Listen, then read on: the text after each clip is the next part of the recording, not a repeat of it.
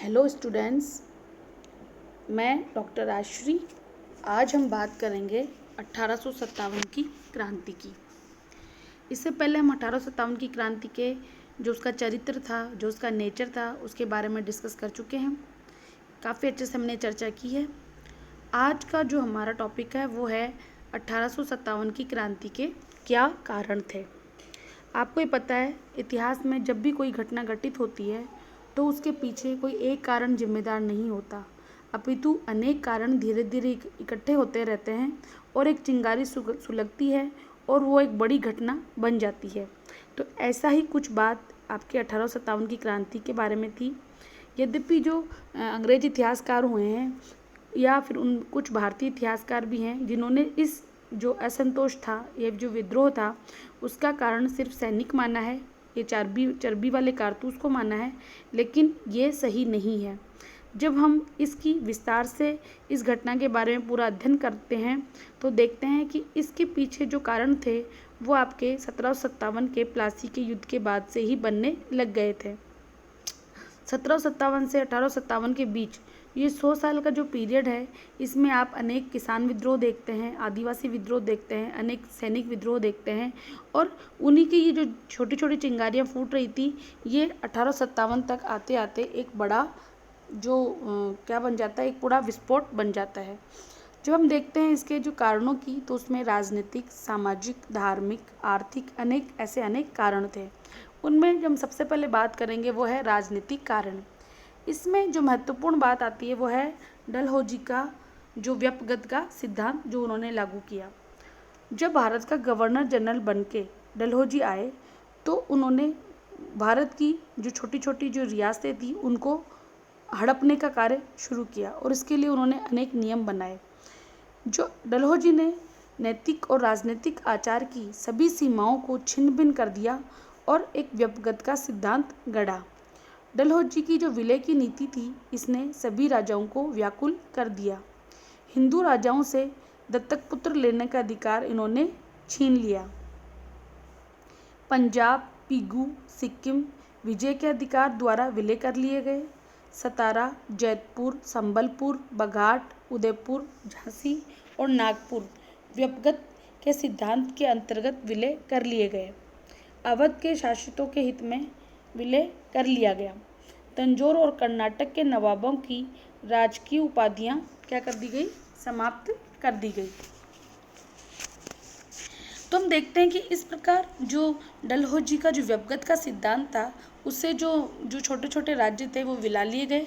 तो भारतीय राजाओं में ये डर बैठ गया कि अब हमारी बारी है, अब हमें विलय कर लिया जाएगा, और वो भय के मारे उन्होंने विरोध की नीति अपनाना शुरू कर दिया। इसके अलावा जो मुसलमानों की भावनाएं भी इससे गंभीर आहत हुई, क्योंकि जो लॉर्ड डलहौजी था वो साम्राज्य जीवित रखने के पक्ष में बिल्कुल नहीं था।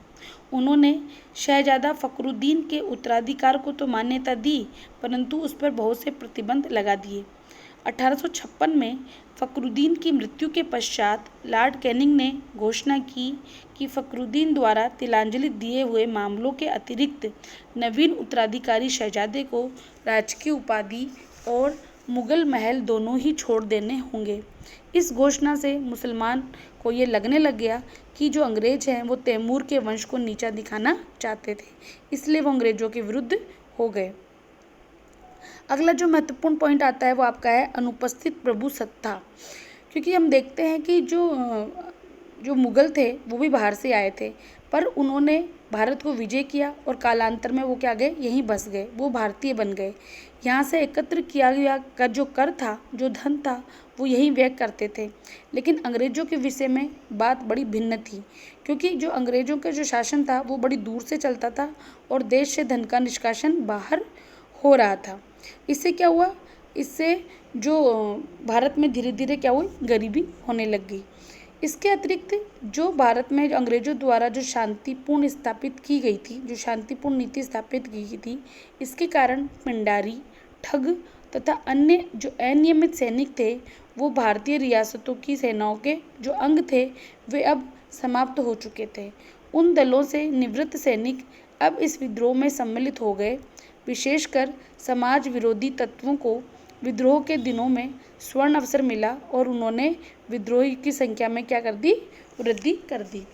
तो इस प्रकार हम देखते हैं कि इस जो विद्रोह में जो भाग लेने वाले लोग थे उसके पीछे अनेक राजनीतिक कारण भी जिम्मेदार थे। अगला जो कारणों में महत्वपूर्ण आपका पॉइंट आता है वो आपका आता है प्रशासनिक और आर्थिक कारण। भारतीय रियासतों के विलय में जो महत्वपूर्ण बात जो आती है वो आती है कि इसमें जो प्रशासनिक और जो ढांचा जो ब्रिटिश सरकार ने यहाँ तैनात किया था या जो कार्य हो रहे थे वो भी असंतोष का महत्वपूर्ण कारण थे। भारतीय अभिजात वर्ग की शक्ति और उनके उच्च पदों को इससे अब वंचित होना पड़ा। ठीक है, नवीन प्रशासनिक व्यवस्था में उन्हें वही प्राचीन सम्मान प्राप्त करने के अवसर बहुत अधिक कम थे, क्योंकि ऊंचे ऊंचे पदों पर केवल अंग्रेजों का ही शासन था। सेना में भी ऊंचे पदों पर भारतीयों को नहीं लिया जाता था। अब भारतीयों की ये धारणा बन गई थी कि अंग्रेज उन्हें लकड़हारे अथवा कहारी बनाना चाहते हैं।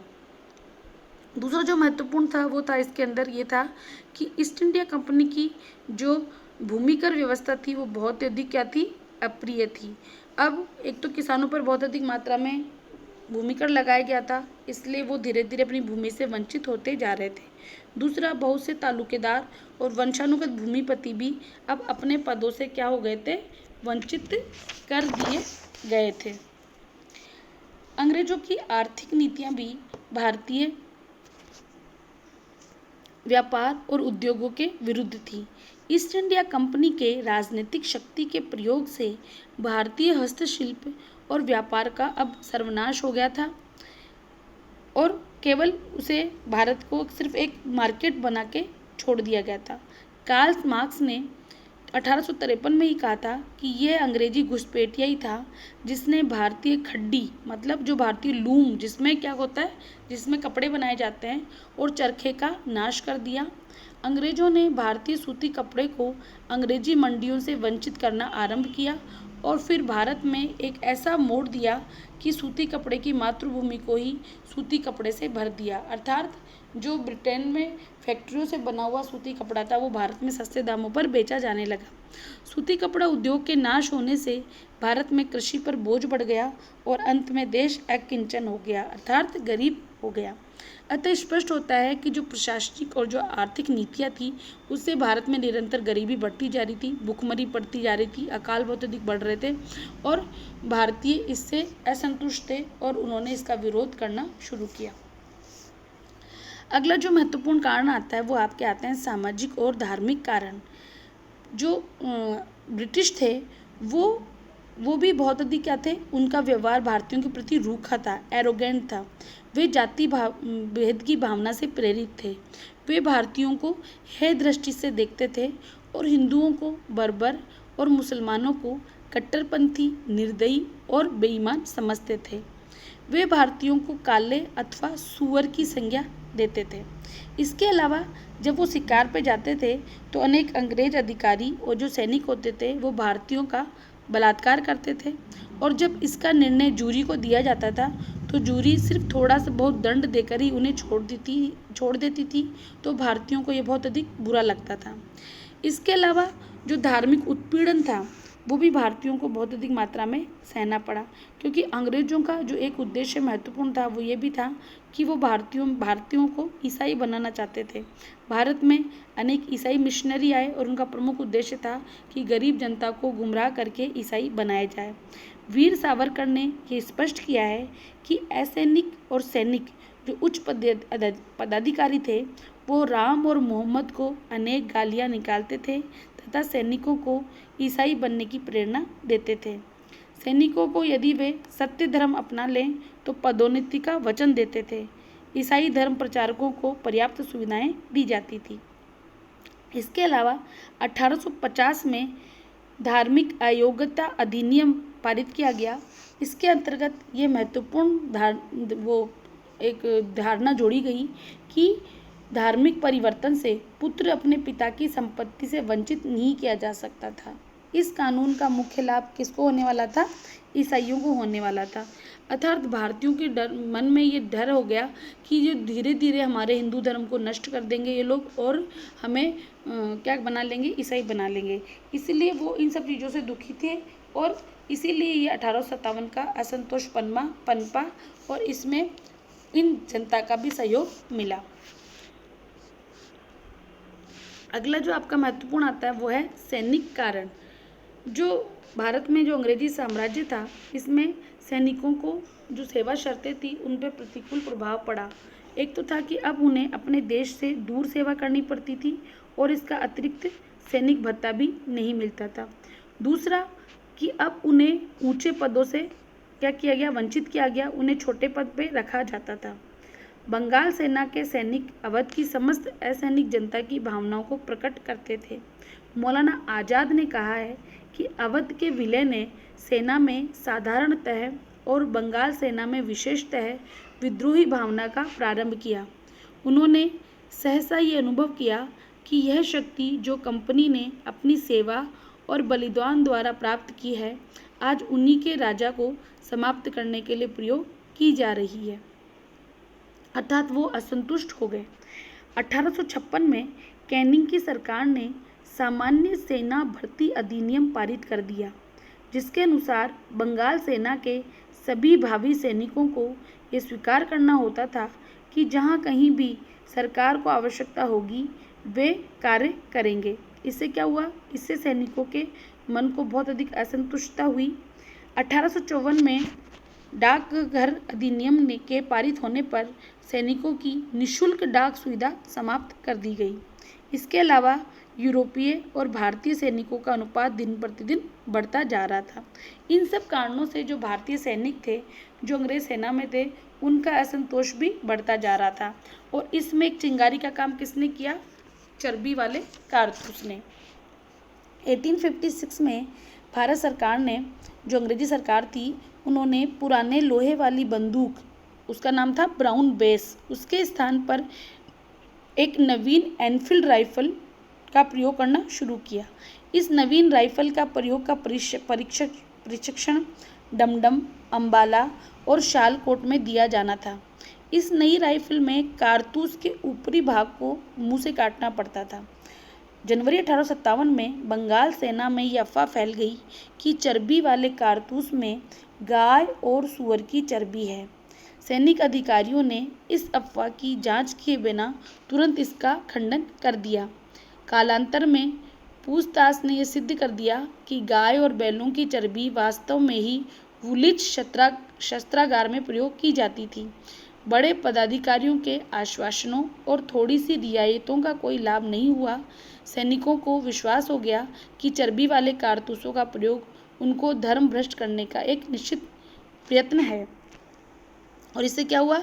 इसलिए उन्होंने क्या किया? इसका प्रति इन्होंने विरोध करना शुरू कर दिया और 29 मार्च 1857 को बैरकपुर में सैनिकों ने इन कारतूसों को प्रयोग करने की मनाही की और मंगल पांडे ने अपने एजुटेंट पर आक्रमण कर उसकी हत्या कर दी। 34वीं NI रेजिमेंट तोड़ दी गई और अपराधियों को दंड दिया गया। इसके बाद मई 1857 में मेरठ में भी इसके प्रयोग की सेना ने इसके प्रयोग से मना कर दिया और वहाँ खुला विद्रोह कर दिया और जो अधिकारी थे उन पर गोलियां चलाई गई और दिल्ली की तरफ चल गए पड़े। तो हम देखते हैं कि इसके आगे अलग अलग शहरों में भी, अलग अलग देश के अंगों में भी इसका विरोध हुआ, जैसे दिल्ली, मेरठ, फिरोजपुर, आपके नसीराबाद, मुरादाबाद, आपके ग्वालियर और आपके झांसी और पटना, लखनऊ, कानपुर, बरेली आदि विभिन्न क्षेत्रों में ये चिंगारी फैली और ये उत्तरी भारत के अनेक महत्वपूर्ण क्षेत्रों में ये बढ़ती चली गई। और यद्यपि इसका दमन बाद में ब्रिटिश सरकार ने के द्वारा कर दिया गया, लेकिन ये भारत का एक महत्वपूर्ण स्वतंत्रता संग्राम था और इसके परिणाम, इसके प्रभाव जो पड़े उसको हम आगे चैप्टर में पढ़ेंगे। इसी के साथ ये टॉपिक ख़त्म होता है। धन्यवाद।